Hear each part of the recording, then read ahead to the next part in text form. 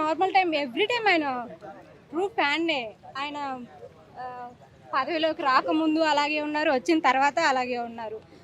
ఒక లీడర్ అనే యాటిట్యూడ్ లేకుండా చాలా బాగున్నారు. Okay madam. అలాగే నిన్న పవన్ కళ్యాణ్ గారు గిరిజన తెగ కోసం గతంలో ఒక మాట ఇచ్చాడంట, నేను మీకు రోడ్ వేపిస్తా అని చెప్పి. ఇప్పుడు రాజకీయాల్లో అంటే గెలిచాక ఒక 5 కిలోమీటర్ల ఆ తెగ కోసం నడుచుకుంటూ వెళ్ళి వాళ్ళకి ఇచ్చిన మాట నిలబెట్టుకోవడానికి శంకుస్థాపన చేశాడు.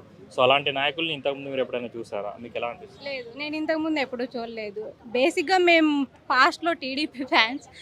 తర్వాత ఈయన స్పీచ్లని, ఈయన మోటివేషన్స్ అన్నీ చూసి నేను తర్వాత పవన్ కళ్యాణ్ ఫ్యాన్ అయ్యాను. ఓకే అమ్మ, ఇప్పుడు పవన్ కళ్యాణ్ గారిని రానున్న స్థాయిలో మనం కేంద్ర స్థాయిలో చూడాలనుకుంటున్నారా, రాష్ట్ర స్థాయిలో ఉండాలనుకుంటున్నారా? ఎవరైనా ఇంకా పై స్థాయిలోకి చూడాలనుకుంటారు కదా, కింద స్థాయిలోకి చూడాలనుకోరు కదా వాళ్ళ ఫ్యాన్స్ ఎవరైనా. ఓకే, అంటే కేంద్ర స్థాయికి వెళ్ళాలనుకుంటున్నారా? ఎస్.